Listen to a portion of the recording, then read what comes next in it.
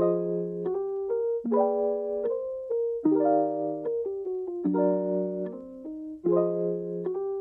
morning, my name is Sam, my pronouns are they, them, and welcome back to my car. It is day 4 of the Trans Rights Readathon, and we have tons of stuff to get done today. I don't know how interesting of a vlog this is going to be, because I'm just going to work and then going home, but that's all I do anyway, because I live in a rural area. So today I have to go to work. I have a couple projects to get done at work. I have a couple editing projects that I need to get done today. Hi, if you did not know, I am a freelance editor. And then I need to, of course, read. I'm reading Pet by Akwaeke Emezi today, and then I'm listening to the audiobook for my Joshua Whitehead novel that I don't remember the title of off the top of my head, and you're filming on my phone, so I can't check. And then I need to edit and post my day 2 and 3 vlog. So, lots of things to do today. We have second round of caffeine for today, so let's get started and head off to work.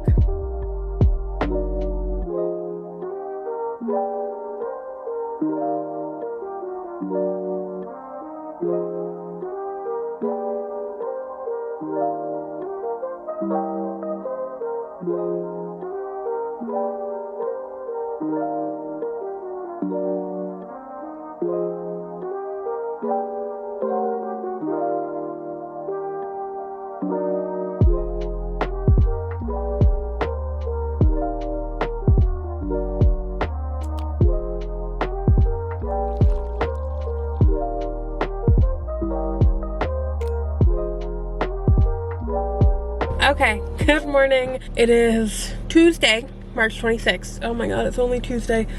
And I am running super late for work, and I just cannot be bothered right now. And that's my own problem. But let's talk a little bit about some things that I've been reading. So yesterday I got about 60% through Making Love with the Land by Joshua Whitehead. Okay, whatever, that's all you need to hear. And I'm really enjoying it. So they are a two-spirit indigenous person. I'm sorry, I'm forgetting their tribe name off the top of my head at this exact moment in time. But they are a femme, two-spirit indigenous person, and they're kind of going through their experiences as that, and also as a fat person, as someone who suffers with an eating disorder. You know, all of it wrapped up into a bunch of different essays, and I'm really enjoying it quite a bit. Like, I really enjoy writing style. I know that there are definitely certain aspects of this book that are just kind of flying over my head, that I think are happening because I'm listening to it as an audiobook, which is okay. I think that with where I'm at with this book, I would want to reread it, and I want to have a physical copy of it so I can go through and like really dissect it a little bit. But I'm really enjoying it in a very similar way to how I enjoyed both of Carmen Maria Machado's books and Hunger by Roxane Gay. So if you enjoy those two authors, I think that you would enjoy this collection by Joshua Whitehead, and I think that I'm definitely going to end up picking up Johnny Appleseed at some point. That is their fiction book, so I'm super interested in that. I also started Pet by Akwaeke Emezi yesterday, and it's kind of surreal. I'm only like 20 pages in so far, and it's kind of surreal to read it and to realize Bitter is the mom in this scenario, because I read Bitter first for some stupid reason. I know that's not how you were supposed to do it, but it's how I did it. So I remember Bitter's story pretty vividly, so to go through and to see Bitter in this light just 20 pages in is kind of surreal for me, which I think is an adjustment that I wasn't really expecting. I wasn't expecting Bitter to be so involved so early on, but that's okay. I'm still enjoying it. I just have to like get over that hurdle. So let's get to work so I can make money and survive in capitalism. Okay, hi, hello. So you're sitting on my kitchen counter, I'm sitting on my knees right now, and this is the life that we're gonna live because I am utterly exhausted by today. The cards this morning read for a day of, don't be spontaneous, like just vibe, vibe within yourself. And I was not vibing today, but, you know, it is what it is. I just got home from work. It was an exhaustingly long day for no reason, because it wasn't like a hard day. I got like no reading done for no reason, just because I was very much not feeling anything. Today has been pretty terrible in terms of my brain, but I did just meet up with a lady off Facebook Marketplace to pick up a car booster seat for my new dog that's coming in like a month. I'm adopting a little Chihuahua from a rescue, and she's like about a year old, but she needs to get spayed first, so that's why I'm not grabbing her for the next month. It's because she needs to get spayed first, and I wanted the rescue to take care of that because it was pricey. This one right here, this one was free though. This one I took from a bathroom. She was like, mother. The one outside was definitely, I have the other dog outside right now. Sage is outside. She definitely was not cheap, but she's also from 2009. And I was 10 years old. So money was not a concept to me at 10 years old. Now money is definitely a concept to me. So, but I got the car booster seat that she's gonna need to practice some car safety. I know that it's not like the most car safety, and the most car safety is like $100+ crash tested crates, but I don't have the space or the money for that. So we're gonna do the best we can with what we have. And what I have is a car booster seat and a seatbelt leash. So I went and got that.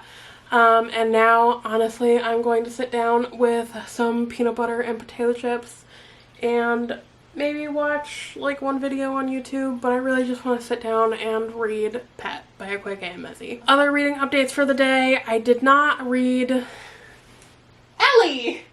Look at her!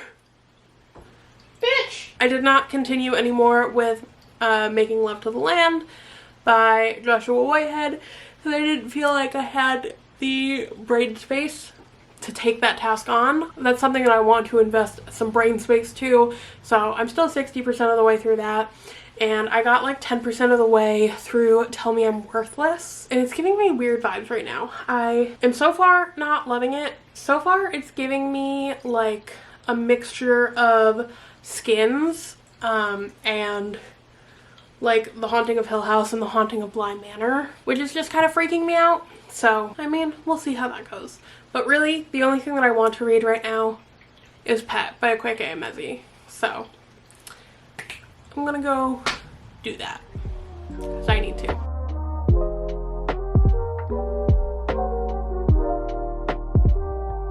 Okay, hello. It is the next day, and I am exhausted already. Last night, I did nothing, and I'm so upset with my brain right now and my mental health because it's like, it's the Trans Rights Readathon. This is the readathon for me. This is everything for me. And my brain is just like, actually, you are going to be too depressed to do anything. Like breathing is going to be a struggle. And I'm just like, how dare you? This is a crime. This is a crime. My brain is a criminal right now. We need to go to work. It is day 6. I am going to finish today. I have faith in myself. So the first thing that I'm going to do today is I'm going to listen to the new episode of That's Spooky, because obviously I have to do that. And then today, while I am at work, I am determined to finish Tell Me I'm Worthless by Alison Rummfit. I am determined to finish it. I'm only like 10% of the way through, so we got some time. We gotta put in some time today. So let's go to work and pretend like we can be productive members of society for yet another day. Okay, hi, hello. We are back in the kitchen and I am back sitting on the floor. It do be that way. Come say hi. We have the baby that just approached. The other baby is outside right now. I just got home from work. I did not do the reading that I was supposed to today, but today was a really good day and I got a lot done. One part was lacking, but another part like really exceeded to the point that I never thought that I would get to.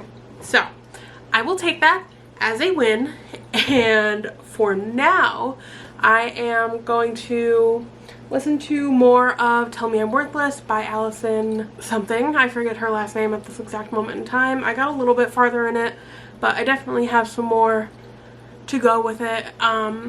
And I am heating up some leftovers of the chicken parm gnocchi that my partner made for me last night. And I am going to do a couple chores, listen to the audiobook. Once dinner is ready, then I will pick up Pet by Akwaeke Emezi, and I will read more of that. And we will talk more once I actually get some reading done. So yeah, let's go with that.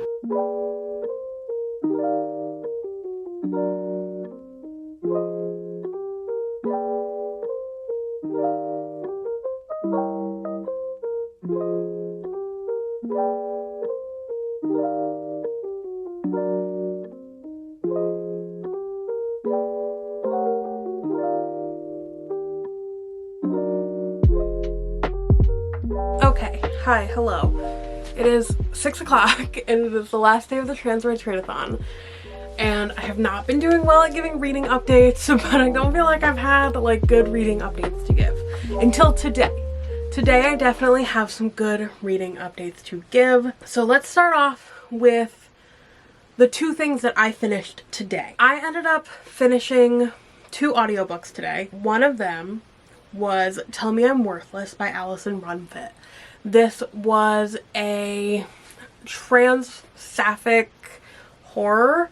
We're following 2 people, Alison and Illa. Alison is a trans girl. I believe she's like 26 or something like that.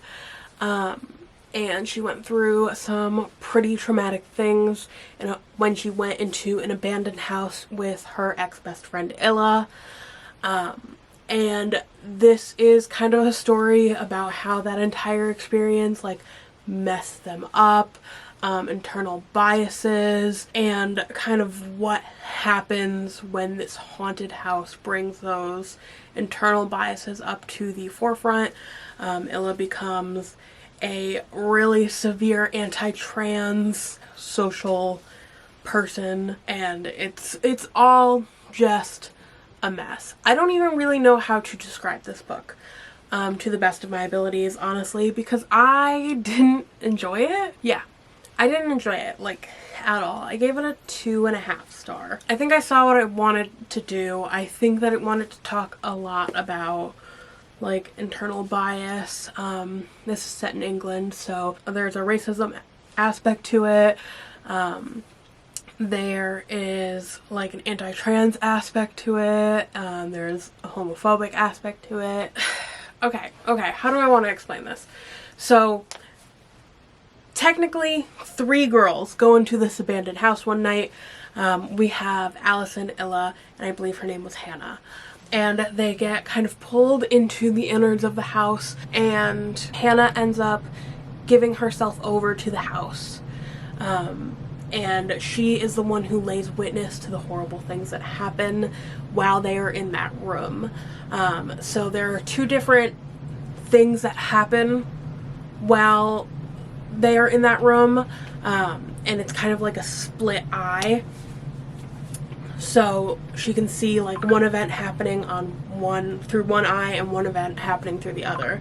And these 2 events traumatize both Alison and Illa in very extreme ways.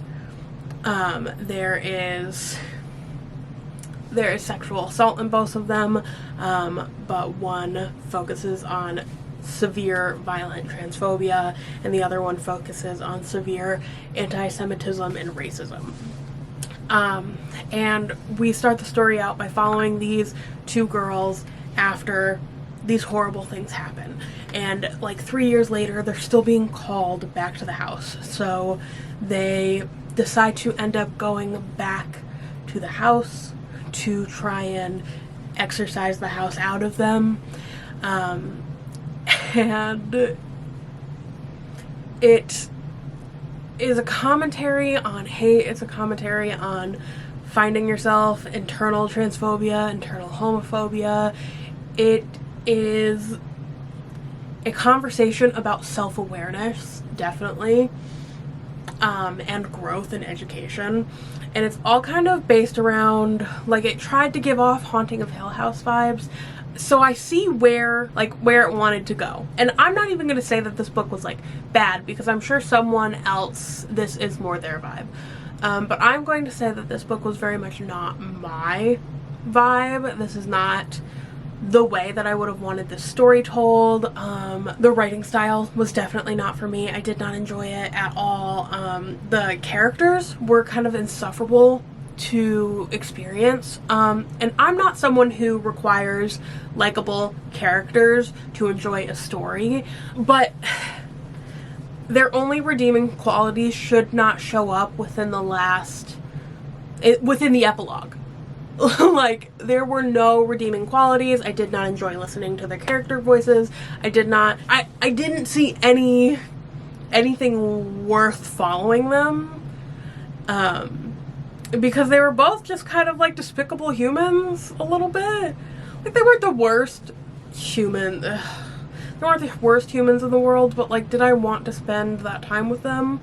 Not really, and I really thought about DNFing it. And another thing that really threw me off centered around some of the periods of like really violent, hateful language. Like, I was just standing there at work doing my job, and then it was just like slurs, screaming, and I'm like, okay, this is not what I wanted my day to look like in the slightest. I did not enjoy my time with the story. I do not feel like I took anything impactful away from it. I feel that I will forget this book entirely within the next few days, other than the fact that it was just jarring. And I don't want to only listen to a story. Like, the only thing about it that makes it interesting shouldn't be that it is jarring. So this one really was not for me. I'm sure it's for someone out there, but if someone's sitting here and saying like, oh, this is like The Haunting of Hill House, no, it's not. If you are only picking this up because it's got those kind of vibes, do not pick this up. Like, do more research, really look into it, and know that there are violent, vile, disgusting things screamed throughout this book constantly. And I know that was the point, but I did not enjoy it. I did not appreciate it. I wasn't prepared for it, I think is a good way to put it. I was not prepared for what I walked into, and I think this is a kind of story that you need to be prepared to walk into. So other than that, I also finished today my audiobook for Making Love with the Land by Joshua Whitehead. Now, this book I gave a 4-star to. I loved this. I loved this. Joshua Whitehead has a gorgeous writing style. So this is a bunch of nonfiction essay pieces that they have written about being a fat, two-spirited Indigenous person in the world and experiencing queer love in that capacity and experiencing family and just like living, and it was just stunning. I listened to the audiobook of it. Joshua Whitehead has a beautiful grasp on language. I loved every second of it. I think that the only reason I'm not giving it a 5-star is because I think that there are definitely some things that I lost in the listening to the audiobook version. So I'm hoping that I will be able to pick up a physical copy and do a reread, and I think that that will bump it up a little bit for me, because I think I lost a certain level of the beauty to the language because I wasn't in like a space where I could stop, look at the word, really pick out the context clues, and like look something up if I needed to.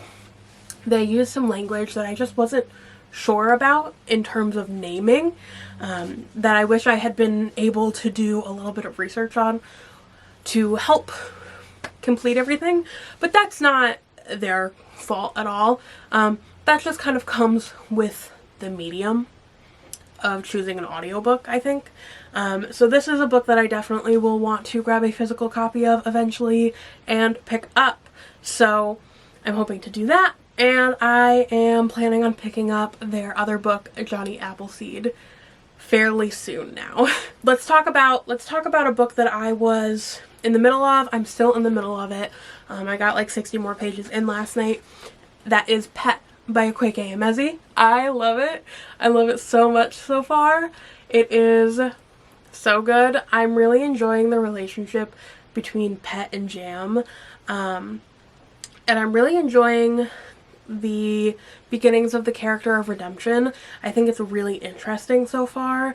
I think that I come at this story in a really interesting perspective, seeing as I read Bitter first. So I definitely have like a little bit of a better perspective of Aloe and Bitter as parents in comparison to them as kids and teenagers. So I really kind of enjoy that part of it a little bit. Like I definitely see where their mind is at right now. I see where they're going wrong with handling the scenario, but I definitely see where that level of like panic comes from, and that level of trauma. So I'm just really enjoying it so far. I've only got like 80 pages left, so I'm hoping to just sit down and snuggle up and finish that tonight. It's a cold, rainy day, so let's do one final update of the book that I started reading today and that I think that I'm going to finish because I only have like an hour left of the audiobook. And that is The Empress of Salt and Fortune by Nghi. So this is all like an Asian high fantasy, and it's all about this empress who like kind of gets into this situation. She gets sent into this marriage because her family's kingdom like doesn't have the money, doesn't have the armies, doesn't have the men, whatever. It's a political marriage that she is sent into, and she ends up befriending this handmaiden named Rabbit, who was basically sold to the kingdom because their family, their village, whatever, was missing a certain part of, like a very small portion of debt that they owed to the emperor. And this handmaiden starts to befriend the Empress, who's feeling very lonely and alone in this new kingdom. So that's kind of where I'm at so far with that. I'm really enjoying the voice to it. I think it's really interesting, and I'm intrigued to see how intense a high fantasy can get within just like novella length. I'm really interested in it so far. I'm having a good time. I think I'm like a little less than halfway through, so I'm hoping to finish that tonight. Maybe while I cook dinner or something like that, and then I'm hoping to finish Pet, and then we could do a final chit chat tonight, and tomorrow I will film a wrap up as a separate video. So let's get cozy, get some reading done. Hi, hello. So it is technically Saturday, so technically the Trans Rights Readathon is over, but we are going to extend my personal Trans Rights Readathon for a few more, like another hour to an hour and a half, maybe 2 hours, because I need to film my wrap up today, but I really want some scones. So I'm going to listen to the rest of The Empress of Salt and Fortune, and I'm going to make scones while I do so, because it is a scone kind of day. That's just how I'm feeling. That's the vibe. It's what we're going with. We are making some cheddar cheese scones because that's what I'm really in the mood for, and they shouldn't take me too very long. I haven't made scones in a little while, so wish me luck.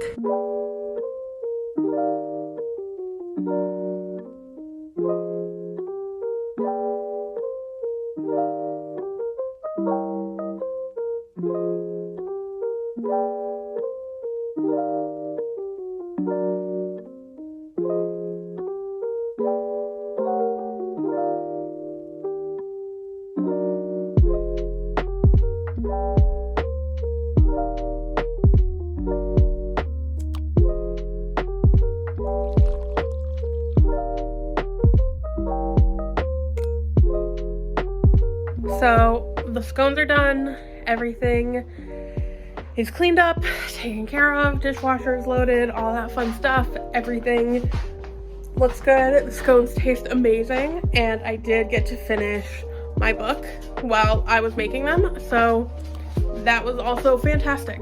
So I really loved it. This is going to be the end of my Trans Rights Readathon then.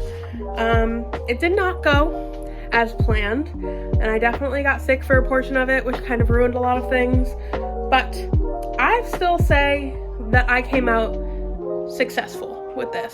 So with that, let's call the Trans Rights Readathon vlogs a wrap, and I will see y'all in the next video for the wrap up. Bye.